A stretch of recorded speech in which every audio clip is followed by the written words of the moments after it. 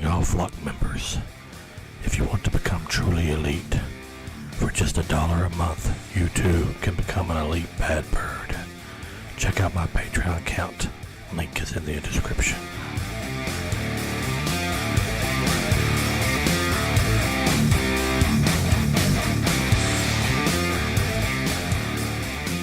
Hi there, my flock. Badraven here, and we're here on the final. Yes, we've reached the final Friday the 13th movie in the Badraven's Friday the 13th marathon. It was a long ways coming, and it took me a couple months to do all 12 movies, but this is the 12th and final Friday the 13th review. Until the next one comes out after the legal battle, of course. Then we just head with one movie at a time. But this has been a journey, and I'm glad I've got to get through all these movies. I love the Friday the 13th franchise. You can tell by my artwork on my channel. I will always love the Friday the 13th franchise, no matter what. But this one was its own beast. This movie was produced by Michael Bay, the director of the Transformer movies, Armageddon, all those types of action-type movies. He has his own production company, Platinum Dunes, and the one that worked for Warner Brothers, where Warner Brothers had the rights at the time, to make a remake or make a Friday the 13th movie, so they decided to reboot it, of course, to give it a fresh start after all the other New Line crap and the bad Paramount ones that came out. But anyway, you could tell it was a Michael Bay type of produced film because it was such a slick made, Hollywood, I call Hollywood style movie, very, very intensely, I don't know how to say it. It just had that well polished look, I guess you could say. Not really a Friday the 13th style to me. More low budget when they give to that, but they had a lot of budget, high budget on this one, I could tell. And I'm not against the high budget for a Friday the 13th, but they made it look high budget, I guess. Now, as far as the characters go in this movie, they made them as stupid as most Friday the 13th movies are. I didn't care about any of them. I mean, not even the brother-sister tandem that was the head of this. I could care less if they ever found her, because it just didn't give me any reason to care about her, about anything, about Jason, about nothing. In fact, that's why I said it had a lot of the Texas Chainsaw feel to me, the remakes. You know, the torture, kind of like him keeping this girl character. I guess I should go into who's in it first before I go into all that kind of stuff. First off, let me say that its budget was $19 million. It doesn't sound like a lot, but that's a lot for a Friday the 13th movie. It came out in 2009.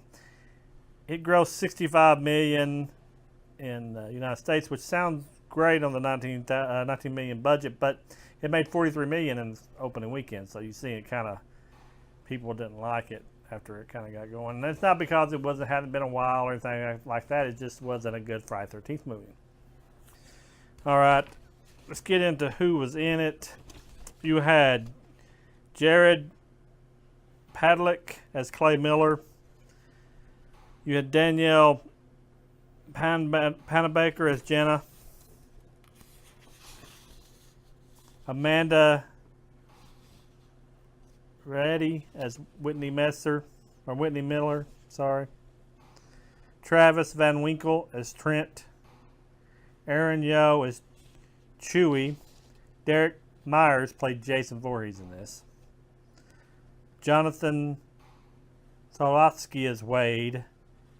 Juliana Gould as Bree. Ben Feldman as Richie, and Irina Escaparetti as Lawrence. All right. I'm not going to get into all the actors. I mean, just the basic ones.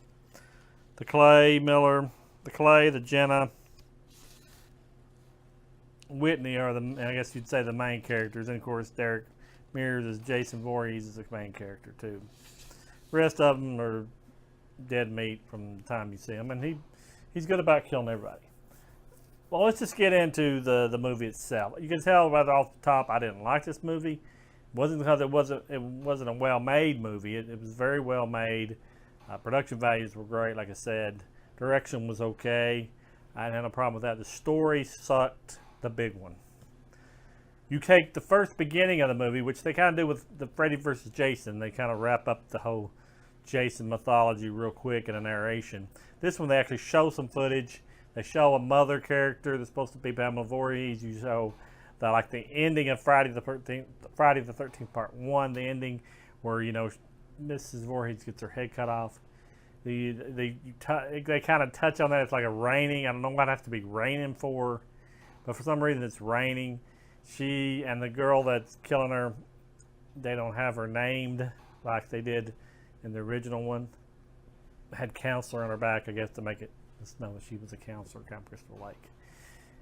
And it's like I guess she's Mrs. Voorhees, just kind of like flashing back to the events that her son died. She's like, "Oh, you should have protected him. He can't swim, whatever." And she didn't say it on the trailer. She said, "Oh, his name was Jason, and today was his birthday." They didn't say it. They didn't say it in the movie. They said it on the trailer. That's about it. I don't know if I watched the unrated version or not of this movie. So if I'm wrong with some subjects, I'm sorry. But anyway, it shows her head get cut off. And you see little baby Jason come out of the blue after the counselor runs off, gets the little necklace off his mother's head and takes his mother's head away. And he's all deformed, of course. And in the dead of the rain, he takes off. So they pretty much wrap up 1 and 2. Well, one up really fast, like the first 5 minutes. Then we get into the actual story, and Jason's already got his sack on his head, so we're already in part 2. We start out with, it shows your typical group of teenagers going to what I understand to be, I don't know if they're really heading for Camp Crystal Lake. They're basically looking for some weed. They know somebody that planted weed, or they planted weed, or I don't know. Somehow they know there's some marijuana somewhere close to Camp Crystal Lake, which they're going to be able to cultivate and make tons of money off of. Clay's sister, Whitney, is with them. Clay's not even in the picture at the beginning of this movie. It's just Whitney and her boyfriend, another couple, and a guy that's kind of the geek that's got the GPS device. Well, they have a GPS device. I guess their phones weren't 2009 capable of being able to be used as GPSs, so they had a special GPS. They're looking for the pot, and they can't find it. So they decide they're close enough. It's getting late. They're gonna make camp, and they tell the ghost story about Jason. So that's how you get the Jason lore put back into the story, so you know what's going to happen from there. Jason, of course, doesn't really bother them. They have to, Whitney and her boyfriend go to walking around, I guess, I don't know, to stretch their legs in the middle of the night, total strange forest that they're in, and they find Camp Crystal Lake. And they, I guess from the story that the geek told, they're like, "Hey, let's go check it out. You know, maybe there's somebody there going to kill us all." I guess they figure it's just the folklore, and they're just going to try and scare each other. Well, they get into the camp. Of course, you got the pretty camp. It says Camp Crystal Lake sign still up. Everything's, demolished. Everything's been in disarray. Not been open in years, you could tell.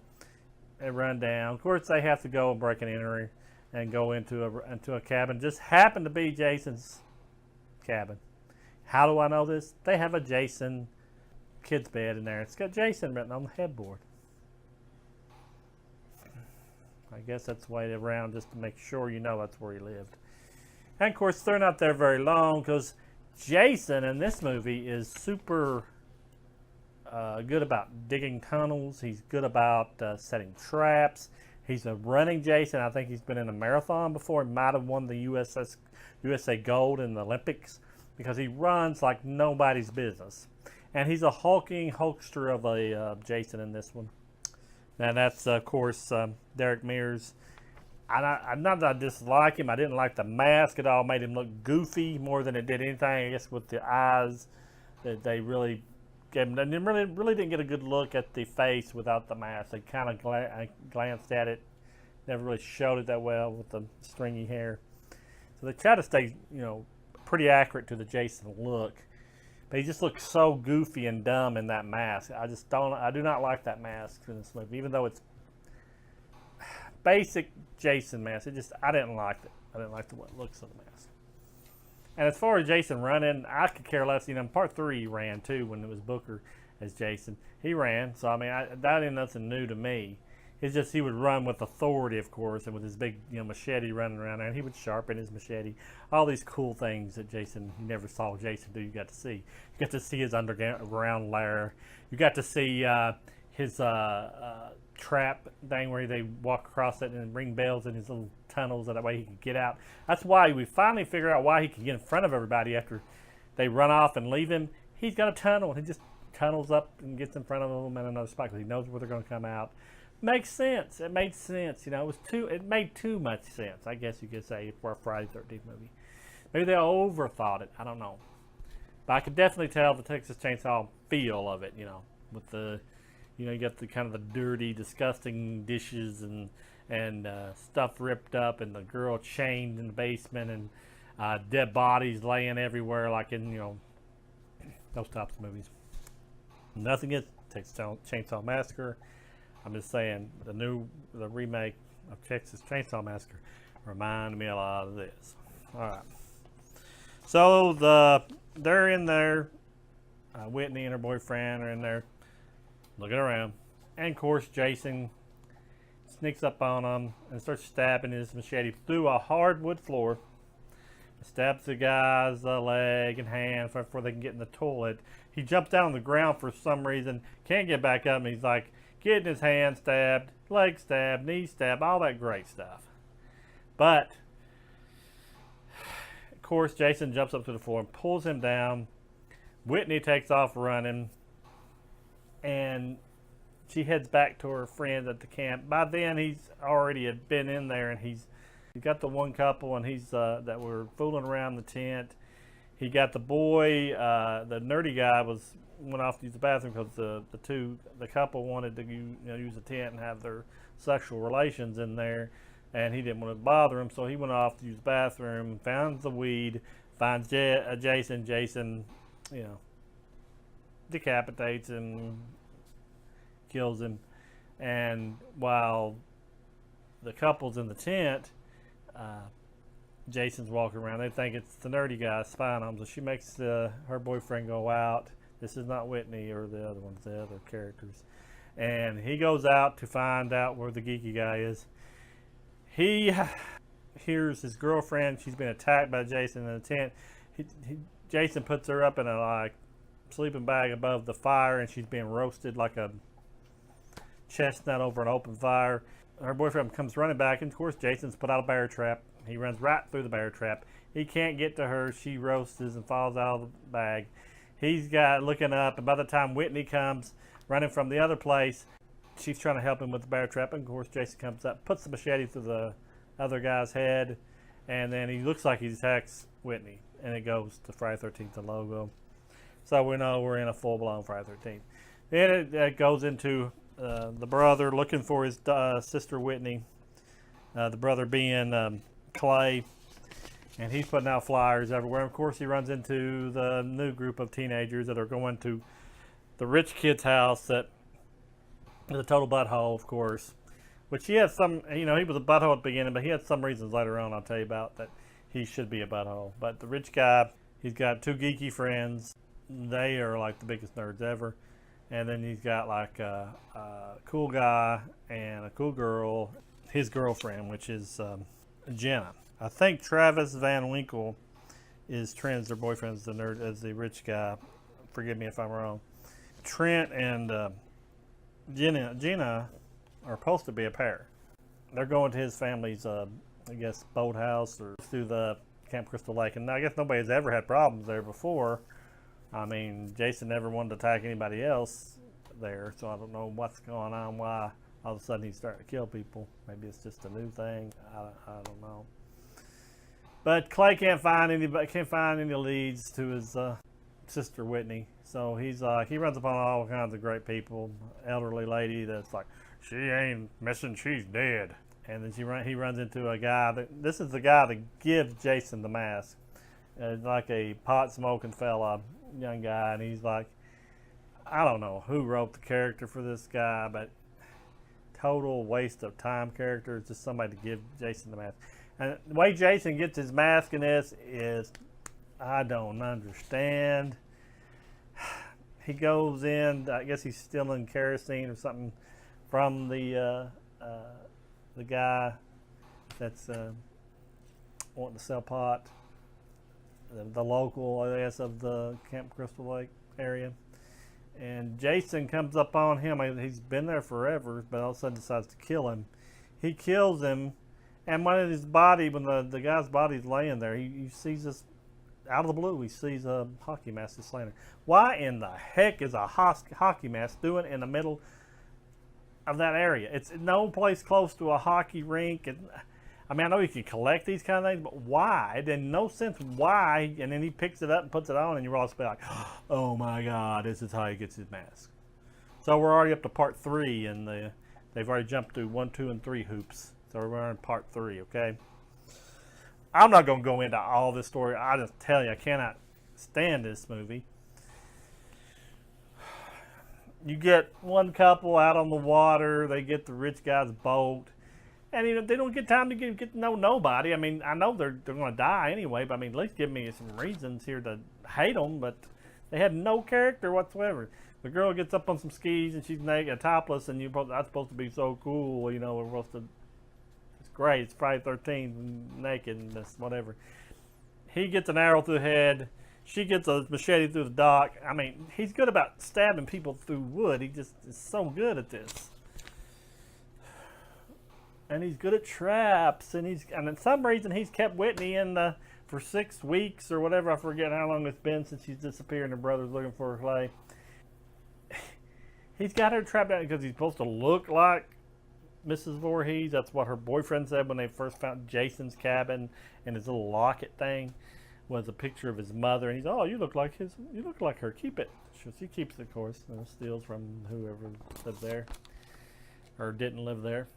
So she's like, he's got her captive. I guess he wants to relive his mom being there in his little tunnel. Needless to say, her brother Clay finds the camp. The Jenna character is supposed to be in love with Trent, Just like invites him into her boyfriend's house. And he's like, "Get out of here! This is my house. You're not supposed to be in here." Which I was all for that because she shouldn't have invited him out. They were supposed to be boyfriend and girlfriend, and she's letting him in without even asking him. That's his place. So I didn't have anything wrong with that part. I mean, yeah, she should have. And even Clay said, he owns this house. It's his house. I can't stay here. So she runs off with him, While they're gone, the people on the boat got killed. They break the 2 geeky guys that's in Trent's house. His friends break one of his chairs. He goes out. One of them goes out to get something to fix it. And they're drunker and Cootie Brown. So Jason gets him, kills him like nothing. His buddy comes out to look for him. He stabs him in the back with an axe. He throws it like a shot putter in the Olympics, and gets him. And all of a sudden he just stalks the house. By then, Clay and Jenna have made it back, and they had found dead bodies at the Camp Crystal Lake. I'm getting all dumbfounded here, but anyway, they're all in the house. They all get killed off one by one. Police come. He gets stabbed 2 seconds. It's just not pretty in this movie at all. I'm just not going to go into it anymore. I don't want to say anything else about it. I just didn't like it. It just wasn't very good written movie. I know it's Friday 13th. We're not expecting Shakespeare, but please give me something better than this. That's why it flopped. I consider it, even though it made a little bit of profit, it flopped. That's why we've not seen another one in a while until the It movie became popular. Now everybody wants to remake everything, so now it's back to being. So I don't know if we get something like this thrown at us. I don't even know if I want to care about it. It's got me scared about the Halloween remake because seeing this, how bad it can go. The ending of it was stupid. They end up putting his head through a machinery type thing after they try to strangle him, whatever, hang him on the post. And for some reason they wrap him up and they push him off into the lake and throw his locket in there. And of course he jumps up with his, after it shows his mask and everything going there separate. And supposedly the back of his head is supposed to have been totally, drilled off or shredded off, whatever. He jumps back up and, we get the shocking moment. I guess it's supposed to be like when the first Friday the 13th, when they jerked her down in the water. Didn't give me the same feel. I was just glad it was over. But anyway, tell me what you think. When did you watch this movie? Did you watch this movie? Are you ever going to watch this movie? I don't. The only reason my collection came in the big box of the Friday the 13th. The only reason I have it is because it came in this. And that's the only reason I would ever have it. I did, Andrew, so you got the separate version on Blu-ray. It was like $5 back in the day, and that was really cheap, so I bought it. That's why nobody likes it. It's just cheaply. It's so cheap now, nobody likes it. But that's the only reason I have it, and that's it. We have finished this set off. Hallelujah. All 12 movies in the can. And we hope you enjoyed the Friday the 13th marathon. And I hope you enjoyed this video, even though it's been kind of here and there and all over the place. But you get the gist. I didn't care for it much at all. Tell me what you think. Leave me some comments down there. What did you like? What was your favorite kill in this one? I would have to say the favorite kill in this one was none. I don't have a favorite kill. If I have to think that hard on what my favorite kill is, I don't have a favorite kill. Throwing the axe was kind of cool, but I'm just going to tell you to think about the Patreon account if you want to become Elite Bad Birds. We will give you a band that says support the Bad Raven. It shows support for us, $1 a month. You can become an Elite Bad Bird, and we appreciate you would do that for the Bad Raven.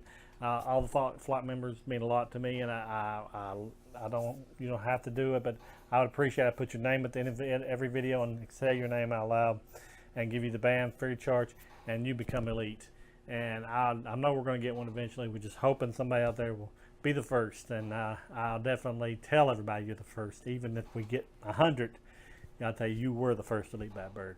And I would say, everybody, that remember, the Bad Raven is your friend, and we appreciate you coming here and watching videos with us, sharing our videos, liking and subscribing, and telling your friends about them.